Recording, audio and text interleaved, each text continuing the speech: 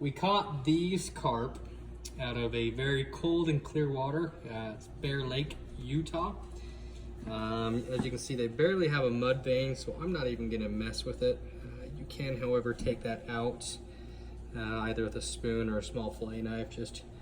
You can just remove these red parts right here, okay?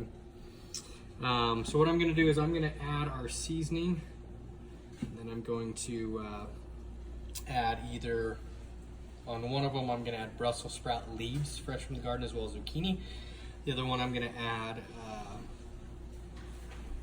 spinach. So, did this recipe while we were up there.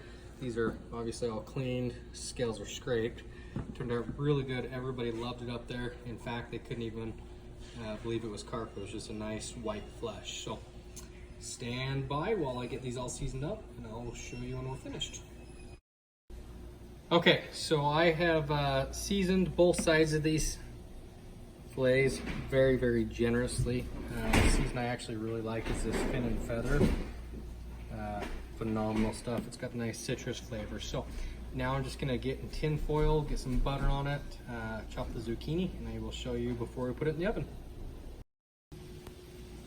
Okay, so I have it seasoned up. We have butter underneath that, so you can see the butter. We've got chunks of butter there, and there. And then we have the fresh zucchini from the garden, as well as fresh Brussels sprout leaves.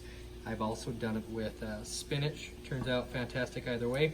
Now I'm just gonna go ahead and fold each side in, and then fold these ends in, and wrap one more time just so it doesn't leak. I'm gonna put it in the oven at 350 for roughly 30 minutes, just until it's nice and flaky. So anyways, I will show you the finished product here in a second. All right, here is the finished product. Just take that away. So you just want to be able to flake off like that. Just a nice, good meat. Actually did 35 minutes. So anyways, just watch for the bones and enjoy.